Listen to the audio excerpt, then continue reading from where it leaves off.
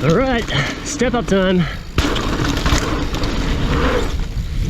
Yep, easy.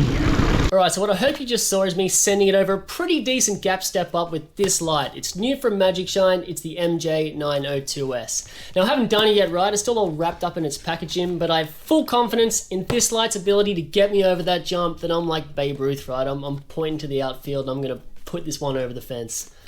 Or I'm gonna put myself in a hospital. Anyway, if you wanna know more about the light, stick around. I'm gonna do the unboxing and see what's inside. Then I'm gonna slap it onto the bars, head out to the trails and give it a test out. Now I'm in a pretty good position to test out this light because I actually own another light from Magicshine. It's the Montier 3500S. So 3500 lumens versus 3000 lumens should be a pretty interesting test to see which one comes out on top. Now I should also say, if you are looking at picking up either the MJ-902S or the helmet mount for it, which I'll go through later, Magicshine have given me a discount code for it. I'll leave a link in the description box below. All right, let's check out what's in the box. So this is the 902, so 3000 lumens, like I said. They also do a 906X, which is 4500 lumens, so it's brighter, like obviously. But it also comes with a bigger battery and it's more expensive too, right? So starting off with the battery, I actually think that this is the same size. So this is my Montier 3500S, and that to me is looking identical. Feels the same weight too. But I actually think it's got a bit more battery life. So this is 5.2 amp hours, whereas this is 6.7. So same size and weight, but you get a bit more bang for your buck in terms of battery life. So that's kind of nice. Comes with two gaskets on each end, and if you're anything like me, you'll pop this off, throw it away, and lose it instantly. And that's where you plug in the light. On the other side, another gasket here, if you pop this off, so that's your micro USB port for charging. And then you can also use this like a regular power brick, right? So you can charge your iPhone or anything like that off it if you want to. So that's the battery indicator there, and we are at 100%. You can also check it with the gasket actually on like that. There you go. So moving on to the main attraction.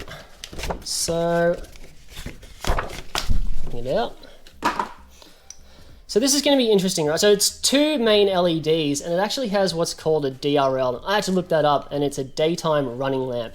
And so if you're a mountain biker, you're probably never going to use that, but it's so you can turn on a little bit of light during the day and still have a little bit of a visual cue there. So looking at it against my Montier 3500, it's going to be interesting. So this is claimed, I think it's 26-degree beam spread going out that way, and we'll check that later.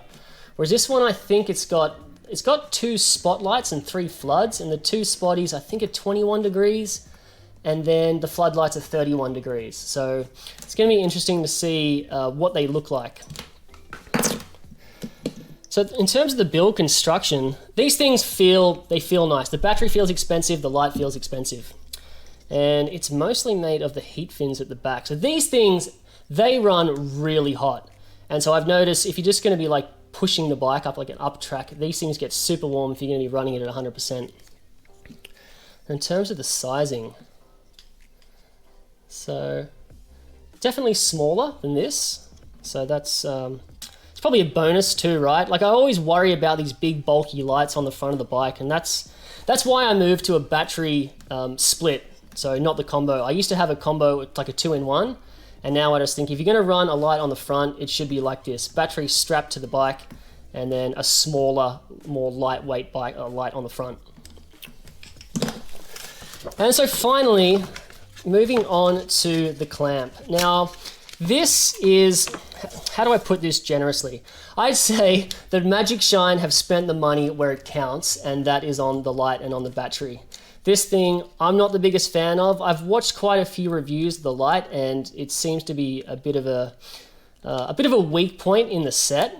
But the good thing about it is that it's Garmin mounting. So you can buy any Garmin mount you want, and you can customize it like that. You don't have to rely on this thing to work and then to get a replacement if you break it, because I've already broke my version of this, and so I've had to upgrade that, and I broke it like, so if I'm being generous as well, I could say, well, this thing is kind of cheap and it's sort of designed to break. So because I fell off, I'm pretty sure I broke my finger at the same time too, but this thing just snapped and the screw went straight through. So the light's working fine after the crash. So I guess you could say in some respect that, you know, it's done its job. All right, so just finally, just opening up the last bit, which is just the accessories that comes with it. And so it's going to be the cable and all the mounting things for the batteries. So there we go. And these are just the straps, like I showed you before on my battery. So that's just strapped to your bike. And what else do we have? Oh yeah, so it's got the micro USB charging port. I think if you pay up for the 606, so the 4500 lumen, it comes with a USB-C. And so this is the cable which goes between the battery and the light. Works well, I've had no issues. So, and here again, you get a couple different sizes. So this is to go around your handlebars, so depending on what size handlebars you have.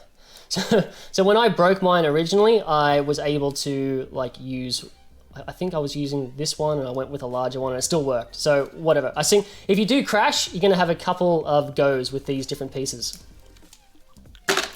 So that's basically it. Like all round, I think, so I could say a weak point is definitely this mount, but everything in terms of build quality of the light, it looks about the same as this in terms of build quality, and I'm really happy with my Montier, and so I presume that this is going to last long as well. I just noticed you also get a GoPro mount for the light as well. So you can theoretically put this on your head and put the battery pack in your backpack or something like that. And so if you already have a GoPro mount on your helmet, or I guess on your handlebars, you can just click that in, and that'll go into your GoPro mount. So that's just another option for mounting the light. And so one other thing I forgot to mention is they supplied me with the MJ-902S, which is the helmet mount for it. And so if you don't have a GoPro mount on your helmet, you can use this as a standalone feature. And so it comes with the straps to strap it onto the helmet, and there you go. I'm a little bit skeptical about this because I don't know what it's going to be like needing to run a cable back into my backpack to get the light to work. I normally just run with, I've got a 1000 lumen helmet light, but it's a combo light, so the battery's all integrated. And the good thing about that is there's no cable, right? But the bad thing is you're sort of limited somewhat in how much you can put on there because they just become too heavy and too bulky. So it's a little bit of a trade-off. You just want a little bit extra. So this might be good.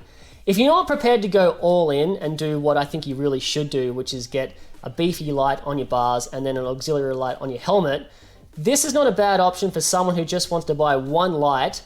Because I think if you're only going to have one, it's probably best to have it on your head. And if you're going to have it on your head, it should be a little bit more powerful than a standard auxiliary light. So this will be interesting. I'm going to give it a go. Okay, so I've just got it rigged up on the handlebars now and going through all the modes. I don't know if you can actually see it or not. It might just be blinding. But you can cycle between one light or the other, and that just reduces the output, or you can turn them both on. So I've got them both turned on right now. You can cycle through into flash mode. Then that's just the DRL by itself. That's DRL plus one LED, and that's DRL plus the other LED, and now they're both on. And then there's 4 different modes that you can cycle through now. So this is on the lowest, then it brighter, brighter, brightest. I should also say that it actually has an e-bike mode as well, and I think the deal with that is that the DRL is always on the e-bike mode, so I'm not going to turn that on. And what I really like about the 902 over my Montier right now is that when you're cycling through the modes, you're basically set, and then you have 4 modes between like low, higher, higher, and then the highest. And so when you're cycling through them, you don't go into the flashy mode. But with my Montier, when I'm cycling through them, there's actually 5 modes, right? So low, higher, higher, highest. And sometimes when I'm on the trails, I think, am I actually on the highest? And I shoot for the moon. And it starts flashing. That is so annoying. So you can't get into the flashing mode on the 902, so I'm giving that a win for the 902 over the Montier. Yeah, so my Montier, it's actually got 15 modes because you can cycle through 5 different settings.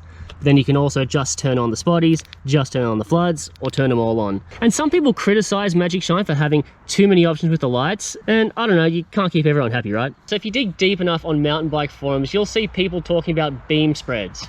And so like I mentioned before, the MJ-902 is a 26-degree beam spread, whereas the Montier 3500, well, it's kind of 2. I think it's 21 degrees and 31 degrees for the floods and for the spotties.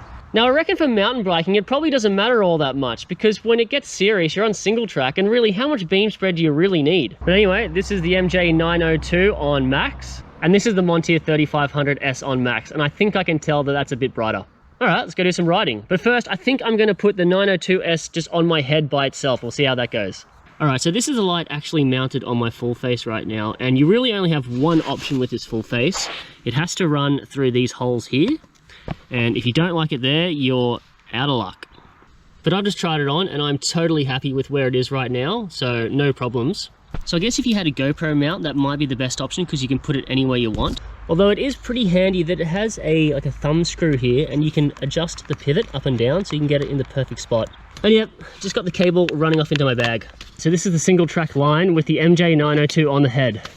So this single track line, it's pretty technical. There's a jump line down the bottom. I'm gonna try and do everything bar the big step up.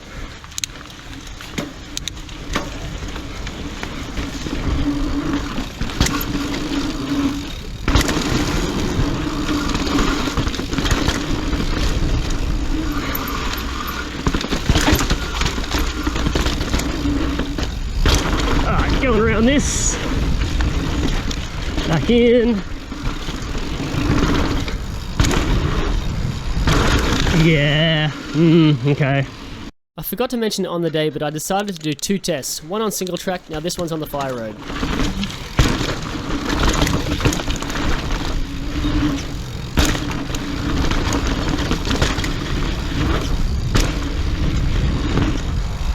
Okay, so final thoughts on the MJ-902 on the helmet as the only mountain bike light that you're gonna run.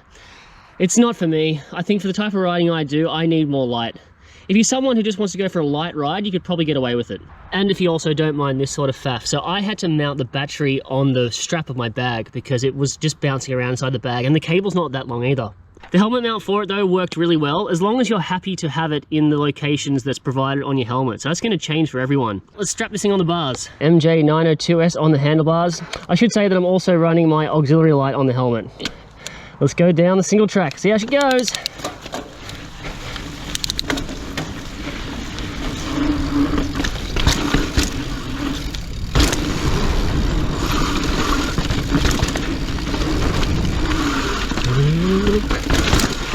All right, step up time.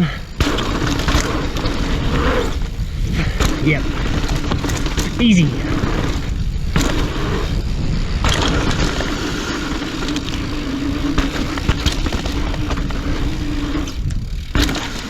Old faithful Montier 3500S on the bars. Let's go down the single track.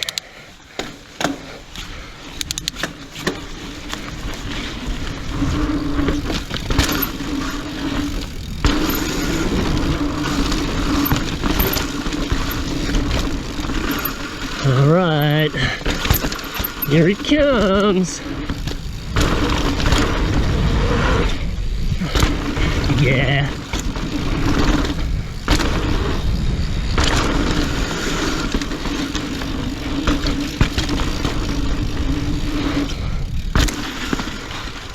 MJ-902S down the fire road.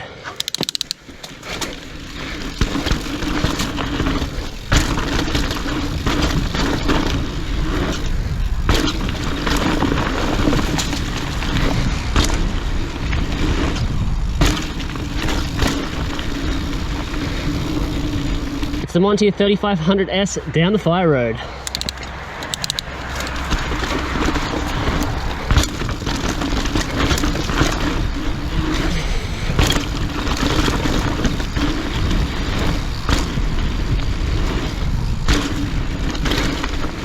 Okay, so the MJ-902, not quite as much light as the Montier 3500S, but still a little pocket rocket. Like, I felt more than comfortable on that.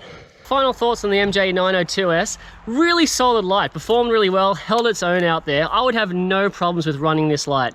I probably wouldn't want to run too much less on the type of trails that I do. I have seen some reviews say that like 6,000's overkill, 8,000's overkill.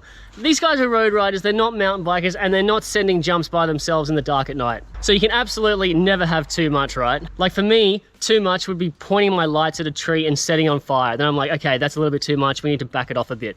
But I think, like for bang for buck, it's hard to go past this. That's the review of the Magicshine MJ-902S. So like I said, if you do want to pick one up, I have a discount code for it. It's in the description box below. Thanks for watching. Please like and subscribe if you enjoyed. That really helps out the channel. Stay tuned, and I'll see you in the next one.